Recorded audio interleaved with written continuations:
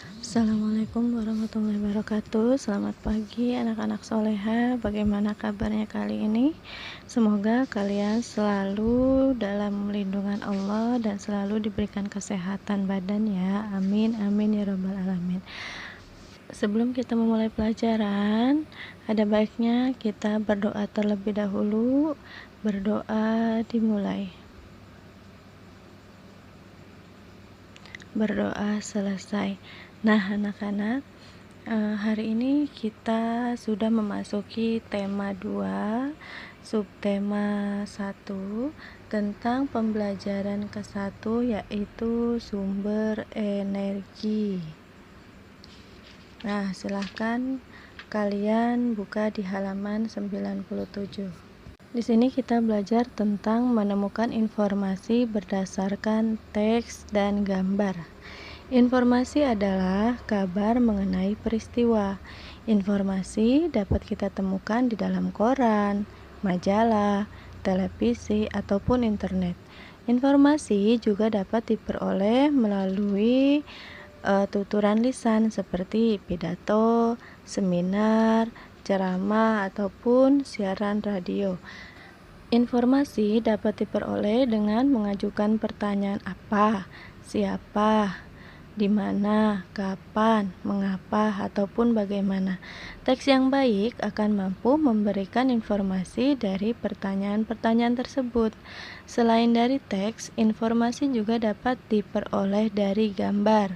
Gambar adalah tiruan bentuk objek yang dibuat dengan tujuan tertentu. Cara menemukan informasi dari sebuah gambar adalah dengan mengamati peristiwa dan detail dalam gambar dengan seksama. Menemukan informasi berdasarkan teks dan gambar ini hampir sama dengan meringkas sebuah bacaan atau informasi dalam teks maupun lisan. Berikut adalah langkah-langkah yang dapat kita lakukan untuk menemukan informasi. Yang pertama, menyimak bacaan, kemudian mencatat inti atau gagasan utamanya, lalu mencatat istilah baru yang kalian baru dengar, mencari makna atau arti istilah baru dalam kamus. Yang terakhir adalah menguraikan kembali isi bacaan dengan menambahkan beberapa penjelasan. Nah, ini langkah-langkahnya pun hampir sama dengan cara meringkas dan membuat laporan dengan bahasa lisan seperti yang kemarin kita sudah pelajari. Berikut adalah contoh teks bacaan dalam informasi. Indonesia memiliki kekayaan sumber daya alam yang melimpah. Ada dua jenis sumber daya alam, yaitu sumber daya alam yang dapat diperbaharui dan sumber daya alam yang tidak dapat diperbaharui. Sumber daya alam dapat diperbaharui adalah sumber daya alam yang dapat digunakan berulang-ulang dan dapat dilestarikan. Contohnya, tumbuhan, hewan, udara, air, dan sinar matahari. Adapun sumber daya alam yang tidak dapat diperbaharui adalah sumber daya alam yang jumlahnya terbatas karena proses terbentuknya membutuhkan waktu jutaan tahun. Contohnya minyak bumi, batu bara, gas alam, emas, dan timah. Nah, anak-anak, ini adalah contoh teks informasi secara tertulis. Nah, dari teks informasi ini kalian bisa dapatkan dari gagasan pokok, kemudian kalian buat ringkasan-ringkasan. Nanti setelah dapat, kemudian kalian uraikan lagi dengan membuat dengan membuat informasi atau teks bacaan dengan bahasa kalian sendiri. Setelah kita baca informasi, maka akan kita dapatkan yang pertama, sumber daya alam ada dua macam. Sumber daya alam yang dapat diperbaharui dan sumber daya alam yang tidak dapat diperbaharui. Kemudian, sumber daya alam yang dapat diperbaharui adalah yang dapat dipakai berulang-ulang.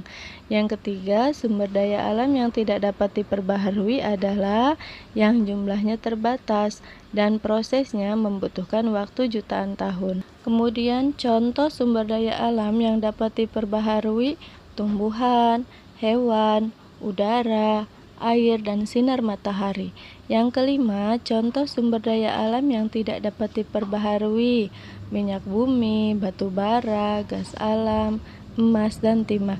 Nah, anak-anak, ini adalah contoh cara menemukan informasi berdasarkan teks ya. Untuk menemukan informasi berdasarkan gambar nanti akan Ibu lanjutkan di pertemuan yang akan datang. Baik anak-anak, hari ini kita lanjutkan dengan sumber energi. Nah, waktu di kelas 3 kemarin kita sudah pernah belajar kan tentang sumber energi. Sumber energi terbesar di bumi itu apa? Ayo, siapa yang masih ingat? Betul, sumber energi yang terbesar di bumi adalah matahari. Sumber energi adalah sesuatu di sekitar kita yang mampu menghasilkan energi. Di sekitar kita banyak sekali macam-macam sumber energi yang bisa menghasilkan berbagai macam energi. Berdasarkan sifat alaminya, sumber energi dapat dibedakan menjadi dua jenis, yaitu sumber energi primer dan sumber energi sekunder. Sumber energi primer merupakan sumber energi yang terdapat langsung di alam. Berikut beberapa contoh sumber energi primer: ada matahari, ada angin, air, energi panas bumi atau geothermal, dan kemudian makanan. Yang kedua yaitu sumber energi sekunder. Sumber energi sekunder ini ada dua macam, yaitu dari bahan bakar fosil dan listrik. Hari ini Ibu akan menjelaskan tentang sumber energi primer. Sumber energi primer tadi apa? Sumber energi primer adalah sumber energi yang terdapat langsung di alam. Tadi yang pertama contohnya matahari. Matahari merupakan sumber energi terbesar bagi bumi. Energi matahari dapat berupa energi panas dan energi cahaya. Yang keduanya dapat langsung dimanfaatkan. Energi cahaya matahari membuat bumi menjadi terang di siang hari, sehingga kita tidak perlu menyalakan lampu. Energi cahaya matahari juga dapat membantu proses fotosintesis pada tumbuhan. Selain itu, cahaya matahari juga dapat digunakan sebagai sumber energi listrik. Energi matahari diubah menjadi energi listrik menggunakan panel surya. Masih ingat tidak alat panel surya? Nah, panel surya ini memanfaatkan energi atau panas dari matahari.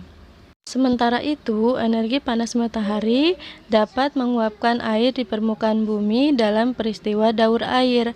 Panas matahari mempertahankan suhu atmosfer bumi, sehingga sesuai untuk kehidupan makhluk hidup.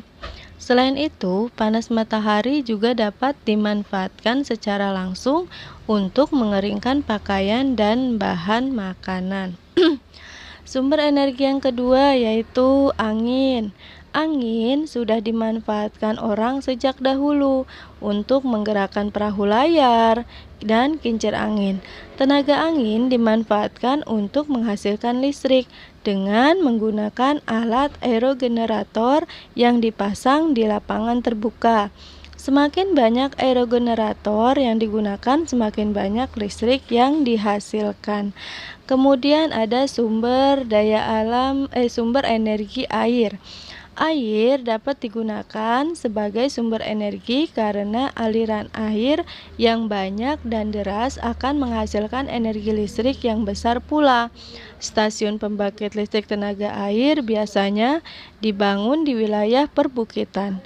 Air yang dibendung dialirkan melalui terowongan yang menurun. Aliran air tersebut memutar turbin yang dihubungkan dengan generator.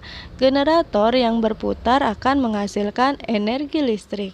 Nah, biasanya contohnya ini adalah kincir air.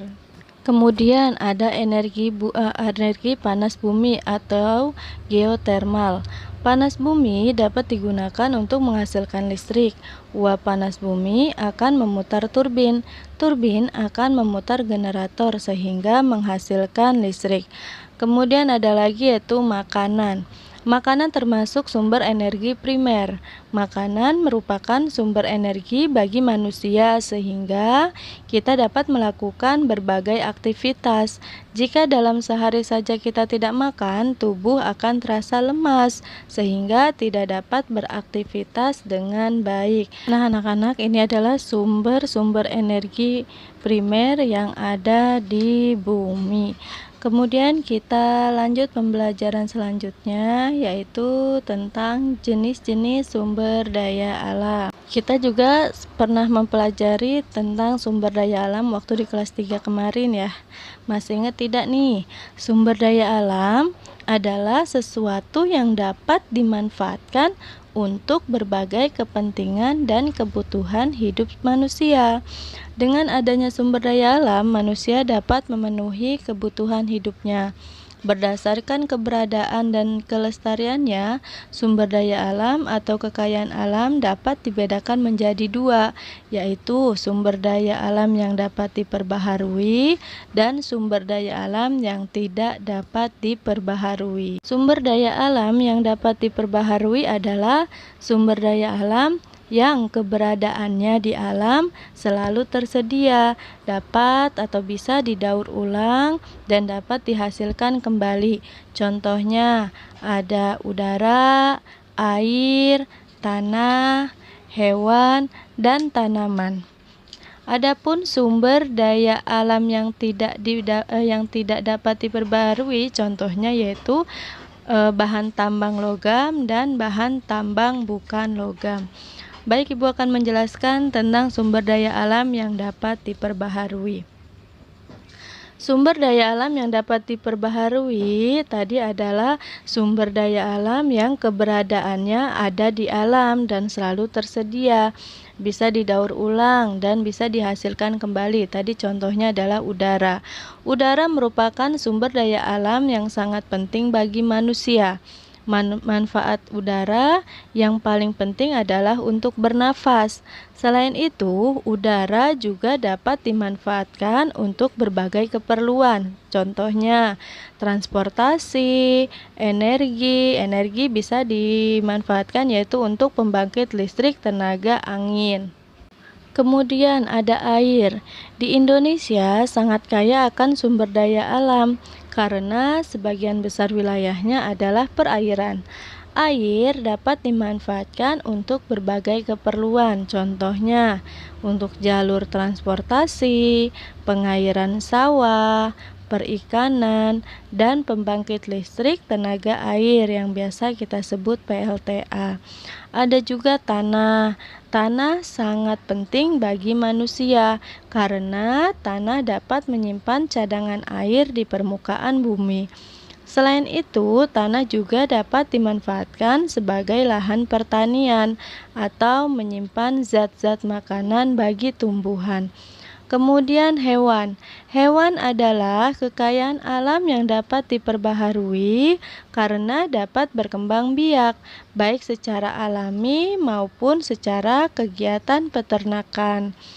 Negara kita kaya akan berbagai jenis hewan, baik hewan darat maupun hewan air.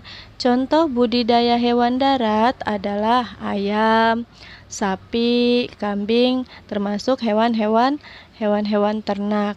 Contoh budidaya hewan air, contohnya yaitu ikan bandeng dan gurami. Nah, biasanya para petani ini membuat tambak ikan bandeng dan gurami. Nah, kemudian ada tanaman.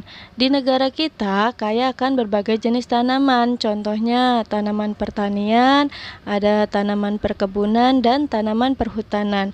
Contoh tanaman pertanian adalah padi dan jagung. Untuk tanaman perkebunan, contohnya kelapa sawit, cengkeh, teh, dan coklat. Untuk contoh tanaman perhutanan yaitu kayu jati. Nah, anak-anak semua, ini adalah sumber daya alam yang dapat diperbaharui dan ada di sekitar kita. Baik anak-anak, untuk tugas hari ini yaitu mencatat materi yang telah Ibu sajikan. Kalian catat atau kalian rangkum dengan bahasa kalian sendiri dan bahasa yang mudah dimengerti. Nah, anak-anak, Ibu cukupkan materi hari ini. Semoga apa yang Ibu sampaikan kalian dapat pahami. Selalu menjaga kesehatan, tetap semangat belajar. Ibu akhiri, wassalamualaikum warahmatullahi wabarakatuh.